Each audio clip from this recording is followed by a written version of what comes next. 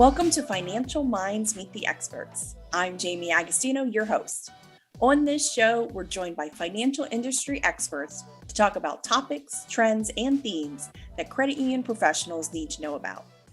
Today on Financial Minds Meet the Experts, we are continuing our 4-week series dedicated to security and risk. Today, we are joined by Robert Gentry, Information Security Analyst for Vizo Financial.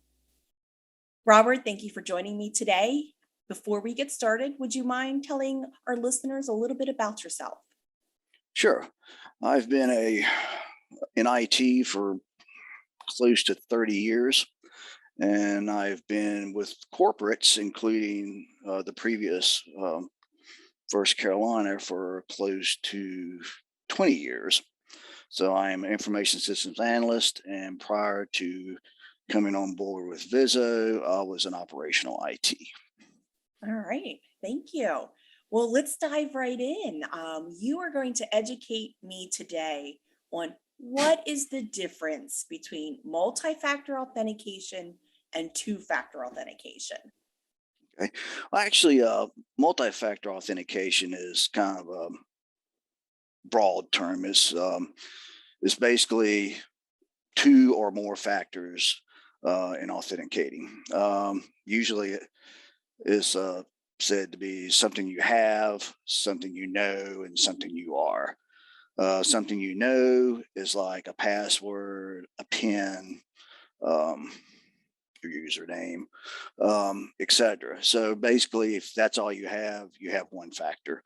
Multi-factor adds an extra layer to security, and most of us use something you have, which is a token of some sort, a soft authenticator, something that's in your physical presence. You can add another layer, which is something you are, which is primarily biometric. For example, face, fingerprint, etc. Okay. So then which method is more secure, MFA or 2FA? Actually, the most secure is the one that you'll use. Usually most people do use 2FA, and usually it's something you know and something you have is the simplest.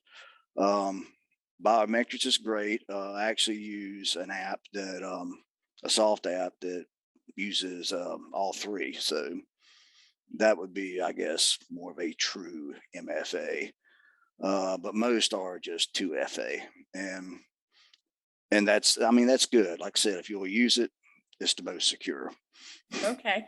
So you're saying, so out of the three factors, so the something you know, the something you have, and the something you are, which one would be the most secure in addition to just your standard password? Something you are, the biometrics.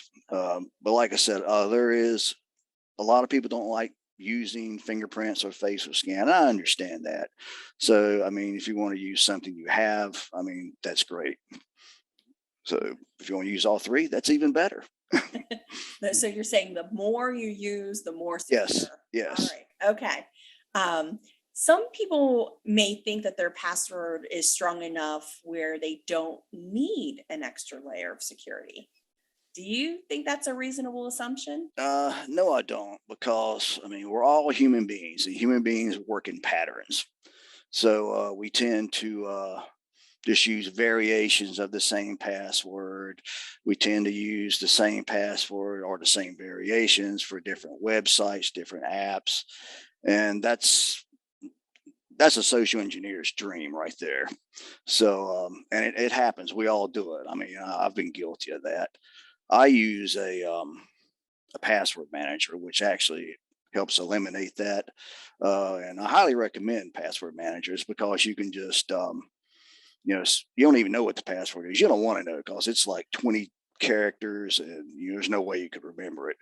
But if you have them, they come. You can put them in browsers as add-ons, and it's really simple. I mean, once you set it up, and it's secure, and when it's time to change your passwords, it's easy to change, etc. I highly recommend. Okay. I think you're not the first person I think to tell our listeners that. So for those listening, we gotta start using these. And what is it called again? Password manager. Password managers, yes. Okay. So all right. It can be time consuming to have to verify your identity in multiple ways before being able to log into a system. So why should credit unions who are already pretty busy as it is utilize MFA or 2FA? A lot of that's perception. It's if once it gets set up, if you have 2FA like Google Authenticator, well, you're going to log in. It's going to pop up a 6-digit code, and all you do is put it in. I don't think it's that big an issue, but some do, and some really dislike having to do it every time they go in. But then there's always that trade-off between security and convenience, and unfortunately, convenience wins until something happens. And when something happens, people want the security. They start thinking about it then. So I don't think it's an unreasonable amount of time, personally. Of course, I'm in the business, so that makes a little difference. Um, if a credit union wanted to implement MFA or 2FA across all of their systems, what should their first step be? uh, in today's time, their first step's probably going to be taken for them. One of their vendors, a Fiserv or whatever, is going to say, "Well, to continue to use our product, you need to go to FA." And that's the first one. Yeah, and in our environment, most of our stuff is outsourcing is very prominent. So yes, it will be forced on you eventually, and I think eventually the vast majority of all providers will be making their customers use it. And for you yourself, as a credit union, you really should be pushing it on your membership, because even if it's their own fault that they got socially engineered or something and gave away a password or whatever, you're going to take the reputation hit. And and really, in some ways, we are a brother's keeper. And this is the credit union. This is not a bank. So you really, sometimes you have to look after your membership. Okay. Um, is MFA or 2FA secure enough to protect credit unions from bad actors, or are there other things they should consider in order to protect their staff and their members? Well, it can up to a point. The bad thing is once again, it's the human factor. We're all human, and we've all seen that in the past. Sometimes you can have um, two-factor, but it's not foolproof. I'd say probably the thing it's most accessible to is social engineering. I keep coming back to social engineering, but yeah, that is key. I read a stat not too long ago that 95% of all breaches have some sort of social engineering element to them. So, in some of our more um, our larger ones we've had recently, even solar winds, that was in a way social engineering, because well, you trusted this, you brought it into your network, and then you let it go. And so yeah, it's I'd say a good security awareness program for your staff. Um, Testing that awareness program with some social engineering testing, and just keep hammering at it. I, I did a risk assessment with this one credit union that every week the CEO sent out like security tidbit of the day or of the week, and it's the only one I've ever seen do that, and I thought that was a good idea. And so yeah, constant security awareness. Be paranoid. Be paranoid. Well, and I do hear that a lot, like educate, educate, Yes, educate. It all comes back to, educating your members, but also your staff and understanding the true. importance of these factors. Um, I'm going to ask another question just because, like you mentioned tokens and you said soft tokens, physical tokens. Can you explain the difference in the two of those? Yeah, a soft token is like a Google Authenticator, Microsoft Authenticator, Duo, things like that. It's an app that goes on your smartphone, and it's good for both major brands, Android and Apple. And then I like those. I'm preferable to those.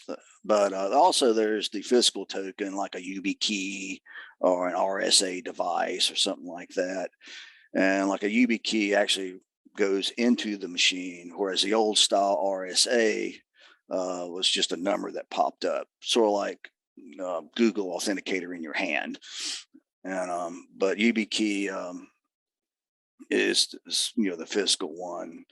Um, and there's other brands, but probably the soft ones are more convenient for the user, assuming they have a smartphone.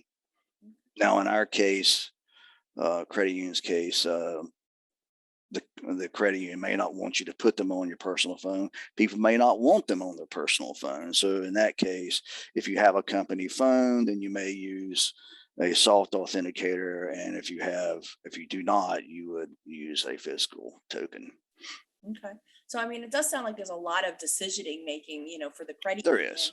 to make with their staff. Do they want to permit, personal cell phones to use, these apps, for authentication, or, do they want to use the MFA, or do they, and they're 2FA as far as the different types of factors. So, I mean, there's a lot around the security, and I appreciate you taking the time to kind of explain a little bit of it. So thank you. But do you have any Thank final you. comments for our listeners? Be vigilant and be aware. All right. Knowing him, trust no one. No, I'm kidding. All right. Well, thank you so much. And I also need to give a shout out to Vizo Financial's Risk Management Conference for sponsoring this security series of Financial Minds Meet the Experts. Again, as I stated last time, Vizo Financial's Risk Management Conference is April 6th through the 8th. It is at the beautiful Hotel Hershey in Hershey, PA.